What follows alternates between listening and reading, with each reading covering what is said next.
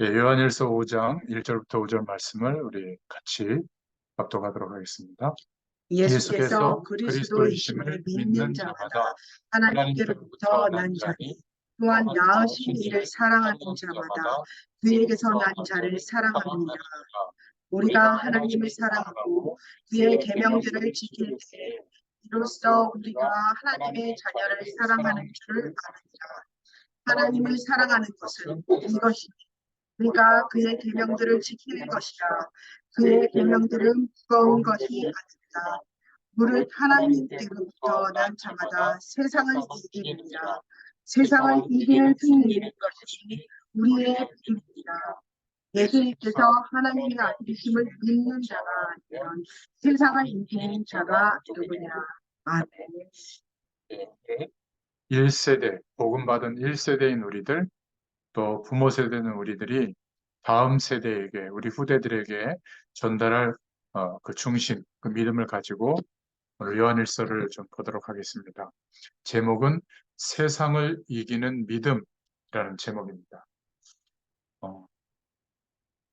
2024년도도 이제 이번 주가 2월 마지막 주죠. 다음 주면은 이제 3월 달이 됩니다.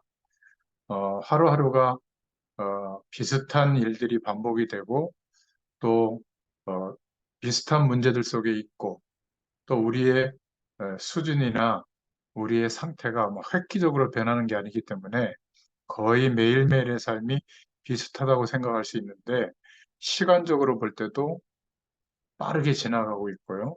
이제 겨울도 지나서 또 봄이 되려고 합니다. 이미 뭐 봄이 와 있는 것 같기도 하고요. 중요한 것은 우리가 살아가고 있는 우리의 삶의 현실도 끝나지 않을 것 같은 문제나 어려움도 어느 시간이 되면 다른 차원의 일들이 시작이 됩니다. 또 우리가 하나님의 자녀가 되어져서 살아가고 있지만 우리가 살아가는 삶의 환경이 굉장히 어려워질 때도 있고 또 고난의 때가 올 때도 있고 그래서 어, 너무나 이렇게 큰 어려움들을 겪는 분들을 보면 마음에 많은 이제 상처를 가지고 다른 사람과 이렇게 소통이 되기도 힘들 정도로 그렇게 사는 사람들이 참 많이 있습니다. 정말 저와 여러분들은 감사하셔야 될 것은 우리 가정이 예수님을 믿는 가정이 됐다는 것. 분명히 그러한 문제를 끌어안고 우리도 힘겨운 인생을 살아야 되는데 아마 어느 시간부터 그런 문제들이 치유되고 또 그 묶여있던 것에서 해방이 되고 또 뭔가 이렇게 뭐라 그럴까요? 이렇게 막 편협한 생각을 갖게 되거나 아니면 막 이렇게 중독이 되어 있거나 아니면 막 어떤 중요한 일들 앞에서는 막 못 견딜 정도로 우리가 사람들과 함께 할 수 없는 그런 극단적인 성격을 갖기도 하고 그러는데 이렇게 하나님의 말씀을 듣고 조금 기도하고 이렇게 매일매일 사는데 근본적인 부분이 바뀌게 되는 것 같아요. 그렇지 않습니까? 그러니까 전에는 조그만한 문제만 일어나도 막 바들바들 떨고 막 그랬다면 이제는 웬만한 문제가 일어나도 사실 예전 같으면 큰 문제인데 그냥 좀 덤덤하기도 하고 또 그 문제를 바라보는 시각이 어떤 내가 지금까지 경험해왔던 인생이 아니라 말씀에 비춰보고 또 하나님께 기도해보고 이러면 판단되는 게 또 달라지죠. 해석되는 게 다르고 또 아무리 어려운 문제들이라도 하나님이 허락하신 일들이라면 그 속에 하나님의 뜻과 계획이 반드시 있습니다. 그런 것들을 이제 하나하나 경험하다 보니까 이제 말씀을 붙잡고 좀 몸부림치고 문제를 해결받는 수준을 넘어서서 그러한 사람들이 눈에 보이니까 이제 그러한 사람들에게 뭔가 도움을 줄 수 있는 어, 뭔가 하나님의 축복을 좀 나라도 전달해 줘야 되겠다. 이제 이런 중심이 회복이 되죠.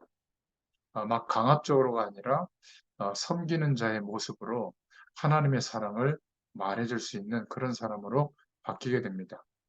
이 요한 사도가 처음에 예수님의 제자가 됐을 때는 막내 제자였어요. 12사도 중에. 그러니까 이쁨도 많이 받고 또 굉장히 이렇게 어, 젊었으니까 좀 진취적인 생각도 하고 그랬을 때입니다. 그때 기록했던 성경 말씀이 요한복음이에요. 그런데 모든 사도들이 이제 다 순교당하거나 또 죽게 되고 거의 마지막에 남은 사도가 요한 사도거든요. 이제 그때 기록한 성경이 요한 1서, 2서, 3서, 서신서라는 거죠. 그리고 나중에는 반모섬의 귀향을 가서 하나님이 보여주시는 환상들을 정리해서 쓴 것이 요한계시록입니다.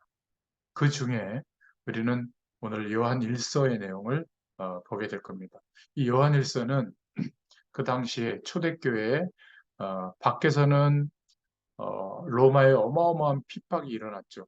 10명의 황제들이 약 250년간 어마어마한 핍박을 일으켰습니다. 그래서 사자밥이 되게 하고 불태워 죽이기도 하고 그런 무시무시한 일들이 벌어졌죠. 그런데 그 초대교회 안에는 거짓 교훈을 가르치는 교사들 그리고 영적인 것만 중요하고 육신적인 것은 뭐 상관없다. 그래서 금욕적인 삶을 강조하기도 하고 육신적인 삶이 육신적인 어떤 보이는 것이 별로 중요하지 않으니까 뭐 내가 몸으로 타락하는 거는 그것도 상관없다.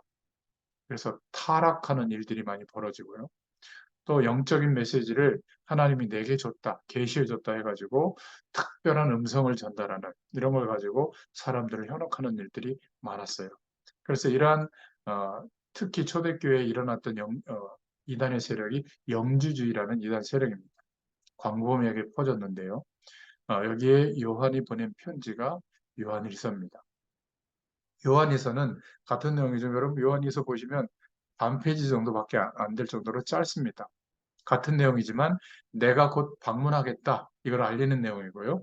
요한 3서는 초대교회 때 모든 전도자들의 삶을 책임졌던 가이오라고 하는 음, 우리로 말하면 어, 큰 기업을 하고 있는 어떤 그런 사람 그 가이오에게 보내는 영적인 편지, 개인적인 편지를 기록한 게 요한 3서라고 보시면 됩니다. 그 중에 요한 1서를 여러분 5장까지 되어 있는데 읽어보시면 굉장히 복음적인 이야기가 많이 나오고요. 그리고 우리가 복음을 전할 때 자주 인용했던 성경 구절이 한 두 군데 이상 정도 나옵니다. 복음을 이렇게 전할 때 보면 중요하게 이렇게 설명하는 내용들이 여기에 이제 담겨 있거든요. 자, 그 중에서 오늘 먼저 1장을 보면 첫 번째로 주시는 기도 제목은 하나님은 빛이시다. 이걸 강조하는 겁니다. 이렇게 전등불처럼 밝다 그런 의미보다는 창조의 능력을 가지시고 역사하는 분이시다 그런 의미예요. 왜 이렇게 말하고 있냐면 이 땅은 하나님 없어도 살만하다라는 가능성으로 완전히 포장되어 있고 정리가 되어 있는 상태로 사람들은 그 속에서만 살아가죠. 제가 오늘도 어제도 장례식장에 한번 가고 오늘도 장례식장에 한번 갔는데 오늘은 이렇게 좀 그 형제들이 모였지만 서로 왕래가 되지 않는 그러고 있다가 이제 아버님이 돌아가셔서 이렇게 모인 곳이에요. 그 예배를 드리는데도 뭐 다 와서 예배 드리지도 않고 이제 그렇더라고요. 그러나 그 중에 또 예수 믿는 사람이 있어서 어쨌든 그 아버님이 어, 예수 믿고 성도로 돌아가셨기 때문에 기독교식으로 하자 해서 이제 동의를 해서 또 저를 또 초대해서 제가 가서 이렇게 오늘 입관 예배 드리고 내일 또 가서 발인 예배 드리는데 그런 가문과 가정을 보면서도 많은 생각을 해보게 됩니다. 여러분, 이 땅은 최선을 다하고 성실하고 성공하기 위해서 많은 사람들이 대부분 노력하는데 이상하게도 내 가슴 하나가 채워지지가 않죠. 그렇게 노력하는데 그게 무슨 말이냐면 흑암 세력에게 붙들려 있는 상태이기 때문에 그래요. 그래서 성경은 흑암 세력이 있다. 흑암에 붙들려 있다. 이렇게 말하고 있거든요. 실제로 이런 것들을 우리가 많이 볼 수 있죠. 어린 자녀들을 둔 부모들은 자녀들이 자랄 때 막 악몽에 시달리기도 하고 어떤 특정한 학교 폭력에 시달리기도 하고 그 아이에게만 일어나는 특정한 일 때문에 막 힘들어하는 그런 아이들이 많거든요. 물론 기질적인 문제도 있긴 하지만 뭔가 부족한 것이 있기도 하지만 흑암 세력이 역사하는 것을 이길 수 있는 힘이 없기 때문에 그렇습니다. 우리가 겁낼 필요는 없지만 주의할 수 있어야 되죠. 이런 일들이 계속 많아지고 있기 때문에 성경에서는 온 땅이 흑암 가운데 덮여 있다 이렇게 말하고 있잖아요. 이 저주의 세력, 귀신의 세력, 사단의 세력은 돈이 많아도 역사합니다. 돈이 많으면 안 그럴 것 같잖아요.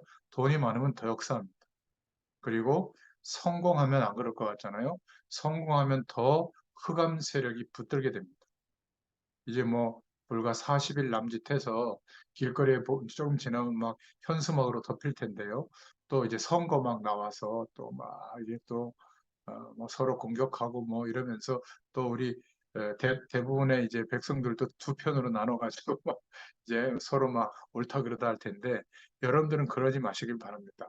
그냥 정치적 견해를 갖는 것은 개인적인 자유예요. 그러나 그것이 하나님의 뜻이다 아니다 이렇게 이용당하지 마시길 바랍니다. 그런 거 없어요. 하나님은 도를 들어서도 하나님의 뜻을 이루도록 하실 수 있는 분이거든요. 그러니까 이 세상은 하나님을 인정하지 않지만 모든 노력을 기울여서 갈수록 발전시켰죠. 그런데 갈수록 개인의 삶은 어려워지고 있습니다. 참 아이러니하죠. 우리 부모님 세대, 연세 드신 부모님이나 할머니, 할아버지 세대를 보면 7명, 8명 자녀를 낳는 거는 뭐 보통이었죠. 그러니까 그 애들을 낳고 키우면서도 밭일 하시고, 그죠? 뭐 일 다 하셨어요. 그리고 시부모님 다 모시고, 그렇지 않습니까? 뭐 정신없이 사셨죠. 그런 우리 어르신 세대를 보면. 근데 지금은 어떤 시대에 왔냐면 나이가 들고 혼례 어떤 나이가 돼도 결혼은 생각도 않는 사람들이 많고요. 또 열심히 공부를 했기 때문에 취직해서 뭐 월급도 따박따박 받고 그런 모든 것을 자기가 맛있는 곳에 맛집에 가서 먹고 친구들과 같이 놀고 또 해외여행도 가고 또 좋은 옷도 사 입고 나만을 위해서 또 뭐 특별히 막 몇백만 원짜리 이렇게 자기가 좋아하는 거를 막 사기도 하고 그렇게 모든 노력을 자기를 위해서 내가 행복해지도록 사는 게 요즘 MZ 세대라고 하는 젊은 세대들의 특징인데 그런데 참 아이러니한 것은 그런 할머니 세대보다 지금 어, 이 젊은 청년들의 세대가 더 우울하고 더 열등감 많고 더 뭐라 그럴까 행복 지수가 떨어진대요. 왜 그럴까요? 인간이기 때문에 그렇습니다. 인간은 환경과 여건이 좋으면 만족이 오는 게 아닙니다. 오히려 더 허무해져요. 왠지 아세요?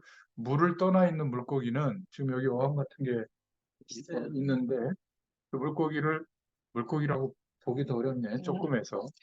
그 물고기를 밖에 물 없는 데도 놔보세요. 파닥파닥 하다 죽습니다.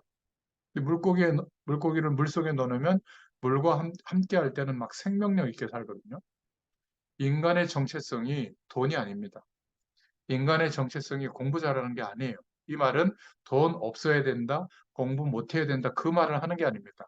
정체성을 내가 사는 이유, 행복해질 수 있는 조건을 거기다 두면 반드시 그것을 얻어요. 노력하니까. 그런데 어려움은 더 커집니다. 참 신기하죠. 여러분, 해외에 가서 성공적인 위치에 도달해서 살면 더 좋을 것 같잖아요. 여러분, 해외는요, 한국하고 또 다릅니다. 한국은 그래도 뭐 약간 좀 뭐가 좀 없고 그래도 이렇게 버틸 수 있는 분위기들이 있는데 해외는요, 두 부부가 맞벌이를 안 하면 애를 키우고 못 살아요. 그리고 그렇게 평생 일하는데 노인이 되면 먹을 게 하나도 없어요. 그러니까 모든 법이 동원해가 유럽은요, 세금이 50%예요. 월급에 우리는 세금 많다 많다 하지만 뭐 한 20% 됩니까? 20%안 되죠. 근데 거기는 50%를 뗍니다. 물론 복지를 좀 강화하느라고 그러는 건데 그러니까 뭐 영국 같은 데서는요 막 진짜 천문학적이에요. 저희 딸내미도 프랑스에서 지금 살고 있지만 방세가 뭐 100만 원, 130만 원 월세가 그것도 이런 집이 아니에요. 침대 하나 딱 놓고 조금 뭐 별로 공간도 없는 그런 아주 그냥 방인데 돈은 그만큼 내야 돼요. 그렇게 물가가 높습니다. 물론 생필품 가격은 조금 낮기도 하지만 뭐 이렇게 순두부찌개 하나를 사 먹었는데 3만 원 줘야 되죠.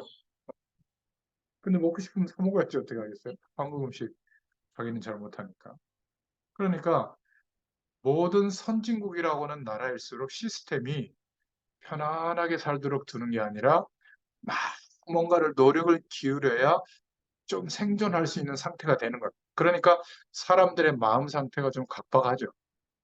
물론 그 나라에서 태어나서 그 나라의 어떤 중산층을 이루고 사는 현지인들은 좀 다릅니다. 그러나 외국인이 그 나라에 가서 정착하고 산다는 것은 항상 의심하고 항상 누가 나를 힘들게 하지 않나? 속이지 않나? 이건 늘 신경 써야 되고. 그러니까 잠시도 편안한 상태가 없는 상태로 살고 있는 겁니다. 참 제가 볼 때는 안 됐기도 하고 복음적인 이유로 세계복음화 때문에 하나님이 그 나라에 꽂아 놓은 것은 이해하지만 기도를 많이 해줘야 됩니다. 오죽하면 우리 장로님이 새벽에 일어나서 말씀을 이렇게 들으시겠어요. 아마 충분하다면 편안히 주무시고 할 텐데 아마 제 생각에는 어, 효자시고 또 어머니가 이렇게 하면 기뻐하실까 이런 생각도 약간 있으셔서 또 제 말이 은혜가 안 되면 안 될 텐데 은혜도 약간 되고 아마 그건 제 희망사항이지만 그래서 이 새벽 시간에 말씀을 들을 줄로 믿습니다.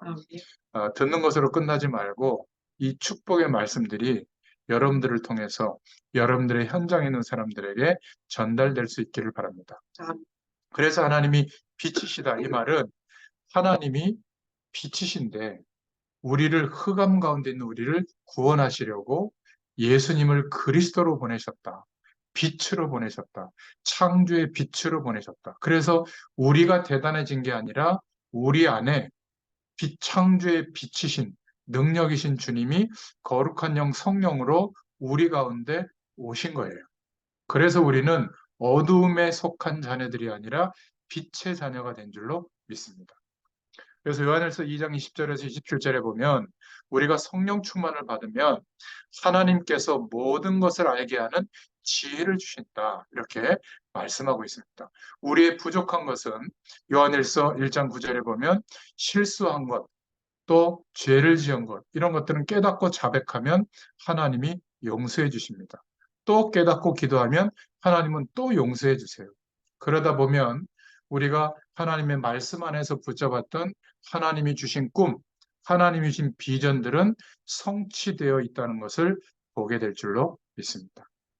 그래서 우리의 꿈, 우리가 사는 이유, 여러분 이것이 분명히 있어야 됩니다. 젊은 세대는 꿈이 있다고 하는데 잘 먹고 잘 살기 위해서 노력하는 것은 꿈이 아니라 그건 직업 정신이죠. 그렇죠? 인간은 그런 것으로 사는 게 아닙니다. 반려동물을 키워보면 등 따뜻하고 배부르면 만족하거든요. 인간은 그런 존재가 아니에요. 영적인 존재이기 때문에 꿈이 있어야 하고 비전이 있어야 되는 겁니다. 내가 건물주가 되겠다. 이건 비전이 아니에요. 그거는 그냥 사람들이 말하는 것을 들어서 건물주가 되면 따박따박 뭐 월세가 나오고 그거 가지고 먹고 산다. 그거는 꿈이 아니에요. 내가 의사가 되겠다. 그건 꿈이 아닙니다. 직업을 말하는 거거든요. 내가 사는 이유, 이게 꿈이에요. 의사를 할 수도 있고, 건물주를 할 수도 있고, 노동을 할 수도 있고, 그것은 선택하는 어떤 방법이지. 그게 꿈이거나 그게 비전은 아닙니다. 내가 의사가 되어서 그 일을 통해서 내가 하고자 하는 일을 하려고 할 때 의사라는 직업이 필요하다. 그것은 비전을 이루는 도구가 된 겁니다. 그러나 먹고 살기 위해서 의사가 됐다. 전국에서 1등을 했다. 그래서 병원을 개업했다. 아마 스트레스 받을 거요. 치과 의사 참 고맙긴 한데 썩은 이빨 맨날 치료한다고 생각하고 있어요. 눈만 뜨면 남의 냄새나는 썩은 이빨 막 갈고 막 파내고 떼우고 막 하루 이틀이 아니라 1년, 10년, 평생 해야 돼요. 아마 술 안 먹으면 안 될걸요. 집에 갔는데 부인이 막 이상한 부인이다. 그러면 분명히 어디 가서 딴짓 할 겁니다. 돈은 많겠다. 그렇지 않겠어요? 여러분, 기억하셔야 됩니다. 인간은 하나님의 은혜와 하나님이 주시는 힘으로 살아가는 겁니다. 마치 물 떠난 물고기는 물과 함께 해야 되듯이 영적 존재로 우리가 창조되어진 인간은 부모님의 사랑, 남편의 사랑, 아내의 사랑, 자녀들의 사랑 다 필요하지만 그것으로 만족이 되는 존재가 아니에요. 그래서 예수님께서 모든 것을 합쳐서 이렇게 기도해라, 너희는. 성령 충만을 구해라. 하나님께서 거룩한 성령으로 우리와 지금 함께하고 있는데 이것을 우리가 의지적으로 내 마음과 중심으로 가장 필요한 축복이다. 그래서 구해야 되는 겁니다. 구하기만 하면 하나님이 허락해 주세요. 그래서 여러분 나름대로 성령 충만을 누릴 수 있는 그러한 답들이 있어야 되는 겁니다. 연세가 드시면 연세가 드시는 대로, 젊은 세대는 젊은 세대대로. 그래서 그렇게 그냥 기도하는 게 아니라 묵상할 때 하나님이 내게 주신 비전, 꿈을 가지고 묵상하고 하나님이 내게 깨닫게 해주신 기도 제목을 가지고 묵상하고 또 주일날 예배드렸던 여러분 교회 주일 강단의 말씀을 가지고 묵상할 때 하나님이 역사하시는 힘과 능력과 은혜를 경험하게 되거든요. 이 전부를 합쳐서 성령 충만이라고 해요. 그러니까 자꾸 이 기도의 축복을 반복하다 보면 발전합니다.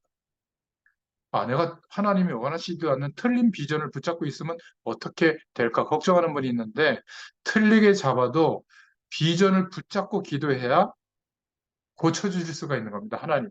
그런데 비전을 안 붙잡고 있는데 뭐 비전을 바꿔줄 이유가 없잖아요. 그죠? 여러분들이 주의 말씀과 은혜 속에서 내게 주시는 비전이 있어야 됩니다. 그죠? 꼭 여러분 기도해 보시기 바랍니다. 고난당하고 있는 외부적인 어마어마한 고난과 교회 안에서는 이런 거짓 선지자들과 또 영지주의자들, 이단들이 막 판을 치고 있는 이 현장에 하나님이 빛이시다. 이렇게 말씀하고 있는 겁니다. 우리는 말씀을 받을 때 생명의 말씀으로 받아야 될 줄로 믿습니다. 그러니까 요한일서 1장 1절에 우리가 들은 바요, 눈으로 본 바요, 자세히 보고 우리의 손으로 만진 바다. 여러분 성경을 보면서 말씀을 들으시면 좋겠어요. 요한일서 1장 2절에 보면 아버지와 함께 계시다가 우리에게 나타나신 바 되었다. 또 아버지와 그 아들 예수 그리스도와 함께 계시다가 나타나신 바 되었다. 그렇기 때문에 우리가 듣고 전하는 소식은 무엇일까? 1장 5절에 하나님은 창조의 빛이시다. 어두움이 조금도 없다.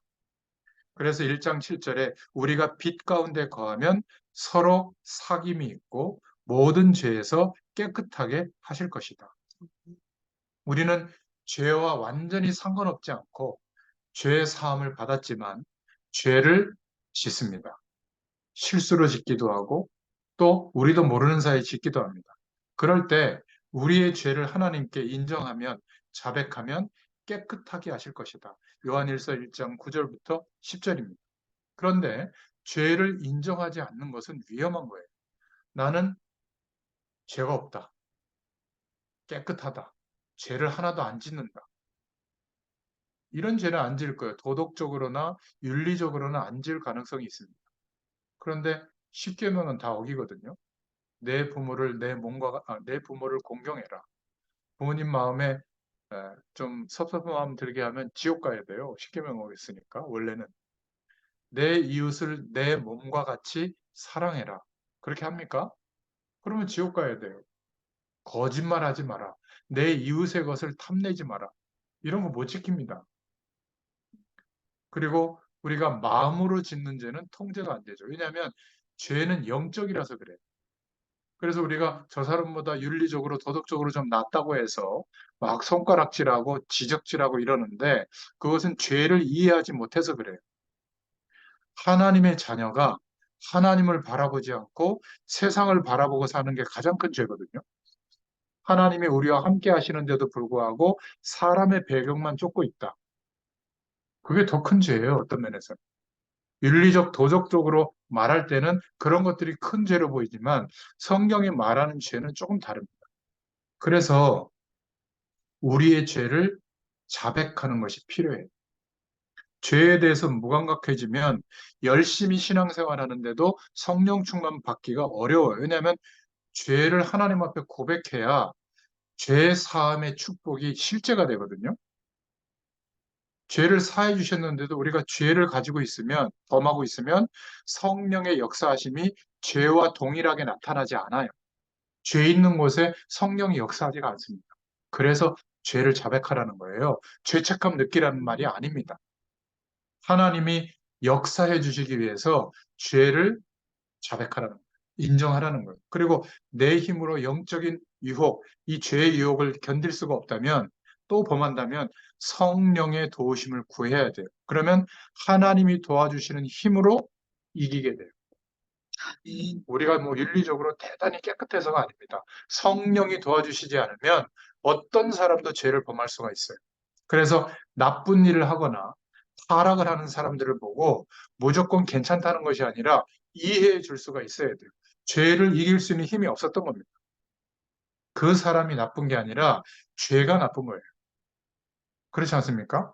우리는 죄의 유혹을 이길 수 있는 힘이, 영적인 힘이 있기 때문에 그 사람들로 좀 나은 선택을 한 것뿐이에요. 그러나 우리도 그 힘을 놓쳐버리는 순간 어떻게 되죠?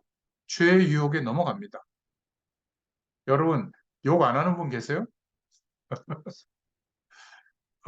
계시다면 죄송합니다. 저는요, 때때로 욕합니다. 특히 요즘은 잘 안 하는데 축구할 때 제 다리를 막 까고 가거나 이러면 막 심한 욕을 합니다. 교육자끼리 축구에도 욕해요, 제가. 제 성격이 아주 안 좋아요. 제가 말씀 전할 때는 이렇게 참 괜찮은 것 같은데, 집에서 제가 화났을 때 또 한화하거든요. 그래서 회개합니다. 가끔 하나님 앞에. 왜 저는 아직도 이 모양입니까? 그랬더니, 그거 당연하지. 하나님 떠나서 출생한 제 육신의 몸은 항상 이래요. 그러나 성령의 도우심이 임하면 이런 죄가 바뀌어요. 아멘. 그러니까 여러분들이 볼 때 바뀌어 있는 상태인 저만 보는 겁니다. 제가 그렇다고 말씀 전하면서 막 욕하거나 막 그럴 수는 없잖아요. 제 평상시의 삶을 계속 저와 같이 살면 지금처럼 이런 눈으로 안 보실 거예요. 저희 집사람이 저를 보는 눈으로 볼 겁니다. 아이고, 말씀 전할 때는 잘. 제가 자꾸 이런 얘기 드리는 이유는 여러분과 제가 비슷해요. 그러나 우리에게는 무한한 가능성이 있는 것이 뭐냐면 성령의 도우심을 구할 때 바뀌는 거예요. 그래서 어, 세 번째로 빛의 자녀는 죄와 어둠을 이길 수가 있는 겁니다. 어떻게 해요? 요한일서 2장 1절부터 2절에 그리스도께서 우리 죄를 십자가에서 해결하셨기 때문에 그 은혜에 감사하여 하나님의 말씀을 지키면 된다. 2장 3절에 말씀을 지키는 자는 온전하게 된다. 2장 5절에. 그래서 하나님은 우리에게 새 계명을 주셨죠. 2장 8절에는 어둠이 지나고 참 빛이 비춰졌다. 2장 9절부터 10절에 형제를 사랑하는 자는 빛 가운데 거하는 것이 맞다. 형제를 아직도 미워하고 있다면 아직 어둠 속에 있는 거다. 요한일서 2장 12절에 자녀들은 주의 이름으로 죄 사함을 받았음을 알아야 한다. 아비들은 태초부터 계신 이를 알아야 한다. 2장 13절에 청년들은 악한 자를 세상 배경을 좌지우지하는 그 악한 세력들을 하나님께서 그리스도를 통해서 이기게 하셨음을 알아야 한다. 2장 13절에 아이들은 영원한 영적인 아버지를 알아야 한다. 2장 14절에. 그래서 2장 15절, 17절에 세상에 있는 것을 너무 사랑하지 마라. 하나님의 뜻을 행하는 이는 영원히 거하게 된다. 2장 18절부터 29절에는 그래서 교회 안에 일어나는 적 그리스도를 조심하고 분별해라. 자, 큰 두 번째로 요한일서 3장 1절부터 10절에 하나님의 자녀는 누구냐? 하나님께 속한 자다. 하나님께 속한 사람은 하나님의 사랑을 받고 있잖아요. 그 하나님의 사랑을 경험한 사람은 다른 사람을 사랑할 수 있다. 이렇게 말하고 있는 겁니다. 흑암 세력은 여러 가지로 설명할 수 있는데 이 흑암의 근원은 마귀입니다. 그래서 성경은 어두움의 자식, 어둠의 세력이라고 말하고 있죠. 그런데 이 흑암 세력의 통로가 있는데 미움이에요. 미움. 적 그리스도가 공격하고 있는데 밖에서 기독교인들을 말살하려고 공격하고 있는데 또 안에서는 거짓 선지자들이 이단의 사설로 속이고 있는데 성도들끼리 미워하겠으면 어떻게 되겠냐 이렇게 말하고 있는 겁니다. 마귀의 통로가 주로 상처 때문에 통로 삼고 파고듭니다. 이 상처는 미워할 때 생기거든요. 내가 하나님의 사랑으로 굉장히 기쁜데 상처를 받는 경우는 없어요. 이 미워할 때 갈등 구조가 생기는 겁니다. 이게 전부 다 마귀의 통로가 되는 거예요. 우리 후대들에게 우리 부모된 우리가 얘기해 줄 수 있어야 됩니다. 너는 어떤 상처든지 그 상처를 가진 것을 없애려고 하면 벌써 지는 거다. 없애려고 노력하기 전에 하나님의 사랑을 그리스도의 축복을 통해서 하나님의 사랑을 더 충만하게 경험해라. 그러면 어떻게 되죠? 그 상처가 오히려 축복의 통로로 바뀌어요. 우리가 모자란 것 때문에 하나님을 바라보다가 많은 사람들에게 나는 이 모자란 것 때문에 이런 영원한 축복을 알게 됐다. 이것을 말할 수 있는 재료로 바뀌게 됩니다. 축복의 통로가 돼요. 아멘. 우리가 집안에 너무 힘들게 하는 사람 때문에 너무 하나님께 기도하다 보면 영적인 비밀을 더 많이 알 수가 있거든요. 편안한 가정보다. 편안한데 뭐 기도가 그렇게 절박하게 되겠습니까? 그죠? 속썩이는 자녀가 있다. 정말 기도하게 되거든요. 그렇지 않습니까? 속썩이는 남편, 아내가 있다. 기도하게 되어 있어요. 몸이 건강한 사람은 건강의 축복을 잘 모르지만 정말 아파본 사람은 건강한 것이 얼마나 감사한지 알게 됩니다. 그러니까 하나님께 기도하잖아요. 그러다가 영적인 비밀을 알 수가 있다면 그것은 축복의 통로로 만들어지는 겁니다. 그래서 요한일서 3장 20절 24절에 하나님의 말씀을 우리가 다 지킬 수가 없는데 계명을 다 지키는 방법이 있다. 어떻게 지킬 수 있느냐면 사랑하는 것이다. 이렇게 말하고 있습니다. 이러면 하나님이 우리를 볼 때 말씀을 다 지키는 것으로 간주해 주세요. 그리고 흑암 세력의 공격을 이길 수가 있습니다. 조금 더 적극적으로 설명하자면 하나님이 주시는 축복과 성공을 누릴 수 있으려면 이렇게 꼭 생각해 보시기 바랍니다. 어, 좀 착각하는 분들이 있는데 내가 그냥 말씀대로 잘 살고 열심히 공부하고 열심히 노력하면 성공하겠지. 이거는 너무 개인적으로 이론적으로 생각한 거예요. 아무리 모자란 사람, 아무리 뛰어난 사람도 사회 속에서 같이 살고 있잖아요. 그러니까 사회생활은 성공을 혼자서 하는 게 아닙니다. 나와 함께하는 사람들 속에서 같이 소통되는 속에 성공이 오는 거거든요. 그러니까 아무리 자기가 뛰어난 실력을 가지고 있어도 사회 속에서 소외될 만한 개인적 특징을 갖고 있거나 사회 속에서 무너지게 되면 성공할 수가 없는 거예요. 그래서 복음 속에 있는 우리 한 명 때문에 저와 여러분이 살맛이 나기를 축원드립니다. 요셉 한 사람 때문에 살맛이 났거든요. 그러니까 하나님께 속한 사람은 세상 사람들이 잘 모르는 축복을 누리고 있습니다. 하나님의 사랑을 받고 있거든요. 그렇다면 하나님의 사랑이 전달될 줄로 믿습니다. 그래서 첫 번째로 요한일서 3장 1절부터 10절에 하나님의 자녀는 하나님께 속한 자다. 하나님께서 어떤 사랑을 주셨는지 세상 사람들은 알 수가 없다. 3장 1절에. 하나님은 하나님 자녀의 장래일을 책임지신다. 3장 2절. 그리고 3장 3절부터 10절에 하나님의 자녀는 두 번 다시 마귀의 자녀가 되는 죄를 범치 않는다. 이러면서요. 우리가 복음 전할 때 주로 인용하는 요한일서 3장 8절의 말씀이 나오죠. 죄는 마귀에게 속한 것이다. 하나님의 아들이 오신 것은 마귀의 일을 멸하려 하심이라. 이렇게 말씀하고 있죠.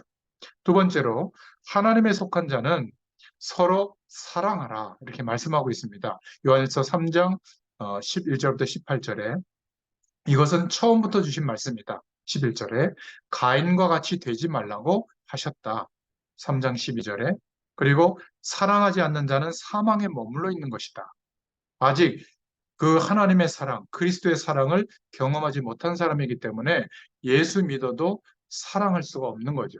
자꾸 미워하고 질투하고 막 핀잔을 주고 막 이런 성격을 가지고 살면 결국 요한일서 3장 15절에 미워하는 자는 살인하는 자와 같다. 이렇게 말하고 있습니다. 요한일서 3장 16절에 그리스도께서 목숨을 버린 같이 우리도 형제를 위하여 목숨을 버리는 것이 마땅하다. 3장 17절에 궁핍한 자를 도와야 한다. 3장 18절에 우리도 기억해야 됩니다. 말과 혀로만 하지 말고 행함과 진실함으로 사랑하라. 이렇게 말씀하고 있죠.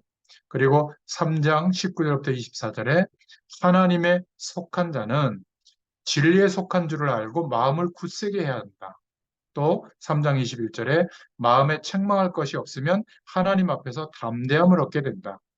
계명을 지키는 자는 무엇이든지 응답을 받으며 그 계명을 지키는 게 뭐냐? 곧 서로 사랑하는 것이다. 요한일서 3장 22절부터 24절에 말씀하고 있습니다. 자, 그러면 큰 세 번째로 요한일서 4장 7절부터 21절에 하나님은 사랑이시다.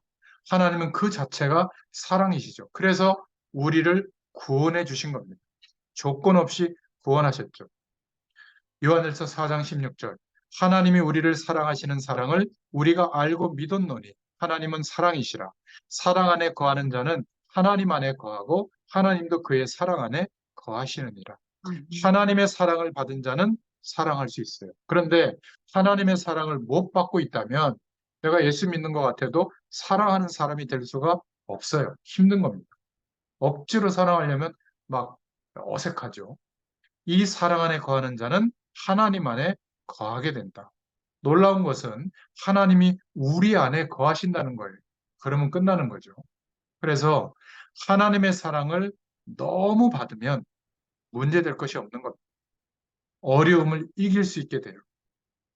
그래서 우리는 21세기에 이 시대에 하나님께서 우리를 하나님의 사랑을 전달해 줄 수 있도록 남은 자들로 세우신 줄로 믿습니다.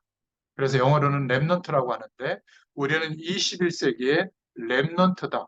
이런 삶의 이유와 정체성을 가지고 있다면 어떤 문제가 와도 괜찮은 줄로 믿습니다. 그래서 요한일서 4장 1절부터 6절에 성령과 악한 영을 구분해야 된다. 거짓 영을 구분할 수 있어야 된다. 4장 1절에 말하고 있습니다. 4장 2절에는 예수 그리스도를 알고 그가 육신을 입고 오신 것을 믿는 자는 하나님께 속한 것이다. 4장 3절에 그리스도를 누리지 못하는 것은 거짓 영에 속하는 것이다. 이때 초대교회에 가장 큰 영향력을 입혔던 영지주의 이단이 주로 강조한 게 뭐냐면 예수님의 신성과 예수님의 육신, 육체를 입고 온 것을 부인했고요. 예수님을 그리스도라고 인정하지 않은 겁니다. 그래서 이런 말씀을 하고 있는 거예요. 요한일서 4장 4절에 우리 안에 계신 그리스도는 세상보다 크시다. 세상의 모든 것을 합친 것보다 우리 안에 성령으로 함께 하시는 주님이 더 크다는 거죠. 그리고 세상에 속한 사람은 만날 때마다 무슨 말을 하죠? 세상에 속한 말을 하는 겁니다. 그 말을 할 때 세상에 있는 사람들도 그들의 말을 듣죠. 잘 생각해 보시기 바랍니다. 우리는 하나님께 속했고 하나님을 아는 자는 우리의 말을 듣고 이로써 진리의 영과 미혹의 영을 구분한다. 4장 6절에. 무슨 말이죠? 하나님께 속한 사람은 하나님을 만날 수 있도록 진리 대신 예수 그리스도를 전해준다는 거예요. 그러니까 이 말을 듣고 거짓 세상의 가르침과 세상이 틀렸다는 게 아니라 그것은 진리의 영역에 속한 기준들이 아니라는 거죠. 그리고 그것이 영원한 안식을 주지 못하는 것을 구분하게 된다. 그 말이에요. 4장 6절에. 그래서 하나님은 사랑이시다. 4장 7절에 사랑하는 자는 하나님께 속한 자다. 하나님이 사랑이시기 때문에 4장 8절에 그래서 사랑하지 않는 자는 하나님께 속하지 않은 자다라고 말하고 있는 겁니다. 하나님은 독생자를 세상에 보내셔서 우리를 살리셨다. 4장 9절에. 우리를 사랑하셔서 화목제물로 그리스도를 보내셨다. 4장 10절에. 11절에는 우리도 서로 사랑하는 것이 그렇기 때문에 마땅하다. 하나님을 본 사람은 없으나 사랑 안에 거하면 그의 사랑이 우리 안에 온전히 이루어진다. 4장 12절에 성령을 주심으로 우리가 그 안에 그가 우리 안에 거하신다. 4장 13절에 그래서 4장 16절부터 21절에 누구든지 예수를 하나님의 아들이라 시인하면 하나님이 저 안에 거하시고 저도 하나님 안에 거하느니라. 하나님의 사랑을 믿었기 때문에 사랑 안에 거하는 자는 하나님도 그 안에 거하신다. 요한일서 4장 16절에 말씀하고 있죠. 사랑이 온전히 이루어진 것은 심판날에 담대함을 가지게 하려 하심이라. 17절. 4장 18절에는 온전한 사랑에는 두려움이 없다. 그런데 두려움에는 형벌에 따른다. 이게 무슨 말이냐면 평상시에 우리가 두렵게 여기던 그것을 틈타서 사단이 속이고 공격한다는 그 말이에요. 4장 18절에. 요한일서 4장 19절에는 우리가 사랑하는 것은 그가 먼저 우리를 사랑하셨기 때문이다. 4장 20절, 21절에 하나님을 사랑한다고 고백하고 형제를 미워하는 것은 거짓말하는 것이다. 이렇게 말씀하고 있습니다. 자, 마지막 네 번째로 요한일서 5장 1절부터 5절을 근거로 세상을 이기는 믿음이 내게 있는 게 아니라 그리스도 안에 있다. 왜 세상을 불쌍하게 우리가 여기죠? 흑암 가운데 있기 때문에. 마귀에게 속해 있기 때문에 그렇죠. 그래서 그리스도께서 우리가 이 땅에서도 살 수 있도록 승리해 주실 거예요. 그 증거로 생명을 회복하게 되고 하나님 나라의 배경을 이 땅에서도 누릴 수가 있는 겁니다. 천국에서만 누릴 수 있는 것인데 영원한 생명을 그리스도로 말미암아 회복했기 때문에 우리는 이 땅에서 살 수 있는 거예요. 그러니까 제가 서론에 말씀드린 것처럼 문제와 어려움이 있지만 그 속에 매몰되는 인생이 아니라 바꾸고 변화시키고 승리하는 축복이 예수 믿는 우리에게 있게 될 줄로 믿습니다. 그리스도께서 흑암 세력을 꺾었기 때문에 우리는 그 예수 이름의 권세를 가지고 살아가고 있는 것이죠. 그렇다면 요한일서 5장 14절에 하나님의 뜻대로 무엇이든지 구하면 하나님이 응답하신다. 그래서 여러분도 그렇고 특히 여러분 후대들에게 알려주시기 바랍니다. 한 가지만 제대로 해보세요. 그게 뭐냐면 하나님의 뜻이 뭘까? 하나님의 계획이 뭘까? 같은 말입니다. 이것을 고민하면 돼요. 이 고민은 할수록 이익이에요. 중요한 일을 결정할 때, 어려움 앞에서 생각할 때 하나님의 계획이 뭘까? 하나님이 이렇게 하신 뜻이 뭘까? 하나님의 뜻이 뭐냐 하면서 망설인다면 그것은 굉장히 축복의 시간을 보내고 있는 겁니다. 막 적극적 사고방식으로 막 밀어붙이는 게 좋은 게 아니에요. 어떤 랩런트가 저한테 물어봤습니다. 목사님, 저는 비전이 잘 뭔지 모르겠어요. 근데 그거는 축복받을 아이예요. 왜냐하면 하나님의 계획이 뭔가 물으면서 고민하고 있다는 말이거든요. 그 고민은 길어도 괜찮아요. 하나님이 주시는 이 비전은 하나님의 손에 있기 때문에 그것이 늦게 오는 사람도 있고 빨리 올 수도 있는 겁니다. 그래서 몇 가지는 우리는 참고해야 되는데 정말 하나님이 시대마다 쓰신 사람들처럼 하나님의 말씀과 은혜 안에서 확실한 비전, 꿈을 꿀 수 있기를 바랍니다. 이것을 두고 하나님의 계획을 따라 말씀을 따라 나아가면 틀린 것은 고쳐집니다. 맞는 것은 보강이 돼요. 이렇게 되거든요. 우리 안에 함께 하시는 그리스도께서 성령께서 인도해 주십니다. 성령 하나님이 완전한 답으로 역사하시는데 사람들이 잘 몰라서 그런 것이죠. 꼭 기도하면서 묵상해 보시기 바랍니다. 하나님의 뜻이 뭘까? 이렇게 질문하면 굉장한 답이 나옵니다. 요한일서 5장 4절에 무릇 하나님께로부터 난 자마다 세상을 이기느니라. 세상을 이기는 승리는 이것이니 우리의 믿음이니라. 우리의 믿음은요, 나 혼자 조금 편안해지는 믿음이 아니라 세상의 배경을 이기는 그러한 승리하는 믿음인 줄로 믿습니다. 세상을 이기는 믿음을 첫 번째로 하나님께서 우리에게 주셨죠. 요한일서 5장 1절에 그리스도를 믿는 자는 하나님께로부터 난 자다. 그러므로 우리를 나게 하신 하나님을 사랑하는 것이 믿음이다. 하나님께로부터 난 자를 사랑하는 것이 참 믿음이다. 신앙생활하고 있는 형제 자매된 자를 사랑하는 게 믿음이다. 하나님께로 난 자는 세상을 이기게 된다. 5장 4절에 예수가 하나님의 아들이심을 믿는 자는 세상을 이긴다. 5장 5절에 말씀하고 있는 겁니다. 그래서 아들에 관한 증거를 우리에게 주셨죠. 5장 6절에 보면 물로만이 아니라 피로 임하신 분이다. 죽으시고 부활하신 분이라는 뜻이죠. 그것을 증거하시는 이는 성령이시다. 5장 7절에. 그래서 예수님은 성령과 물과 피로 증거하셨다. 5장 8절에. 그래서 사랑의 증거를 믿을진데 하나님의 증거를 믿는 것이 마땅하며 그 증거는 아들에 대하여 증언하신 것이다. 요한일서 5장 9절에. 그러면서 우리에게 구원받은 증거가 뭐냐고 할 때 주로 요한일서 5장 11절 12절을 많이 인용하죠.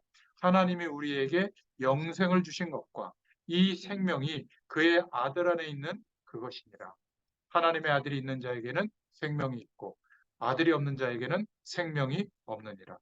그러니까 내가 뭐 어떤 큰 막 대단한 능력 이런 거를 못 받는다고 생각하는데 그래서 구원이 희미하다고 생각하는데 내가 예수님을 그리스도로 믿고 있는 게 증거예요. 네. 아들이 있는 자에게는 생명이 있다. 아멘. 영원한 생명을 주신 줄로 믿습니다. 네. 이 생명이 이미 믿는 자에게 와 있다. 5장 13절에. 그래서 이 생명을 가진 자로 확신하고 있다면 5장 14절에 그의 뜻대로 무엇을 구하면 들으심으로 우리는 담대하게 구할 수 있다. 그리고 구한 것은 5장 15절에 얻은 줄로 믿어라. 우리는 하나님의 뜻대로 구했다면 내 뜻대로 응답이 오는 게 아니라 하나님의 시간에 따라 응답이 온다는 거예요. 문제는 하나님의 시간이죠. 반드시 구한 것은 얻은 줄로 믿으라는 겁니다.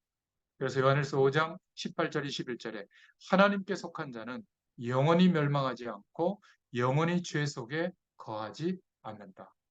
혹시 살아가면서 고난의 때가 오고 또 힘든 일들이 있고 또 개인이 여러 가지 갈등과 또 여러 가지 어려움 속에 놓일 때가 있거든요. 그때는 야고보서의 말씀, 또 베드로 전후서의 말씀, 특히 요한일서의 말씀을 여러분 읽으면서 묵상해 보시기 바랍니다. 하나님 주시는 큰 은혜와 힘이 있고 또 이렇게 큰 밖에서의 고난이 있고 안에서의 문제가 이렇게 큰데도 불구하고 요한 사도는 뭐라고 얘기했죠? 세상을 이기는 믿음을 가져라. 그게 뭐라고요? 사랑하라는 겁니다. 그리스도의 사랑을 가지고. 그게 세상을 이기는 믿음이고 하나님께 속한 자가 반드시 할 수 있는 일들이다. 이렇게 말하고 있는 겁니다. 이 축복이 있기를 예수님의 이름으로 축원드립니다. 기도하겠습니다. 하나님 감사합니다. 하나님께서 성경 66권을 통하여 하나님의 말씀과 그 은혜를 깨달을 수 있도록 축복해 주셔서 감사합니다. 이제 우리가 드라마보다 세상의 학문보다 사람들의 성공할 수 있다고 하는 그러한 말들보다 하나님의 말씀을 통해서 깨닫게 해주시는 주의 음성이 우리 인생을 살아가는 기준이 되게 하시고 자산이 되도록 기업의 보증이 되도록 하나님께서 역사하여 주시옵소서. 말씀을 가까이 하게 하시고 그 말씀을 묵상하는 중에 하나님의 능력이 임하는 시간을 누리게 하여 주시옵소서. 예수님의 이름으로 감사하며 기도드렸습니다. 아멘. 네. 감사합니다. 감사합니다.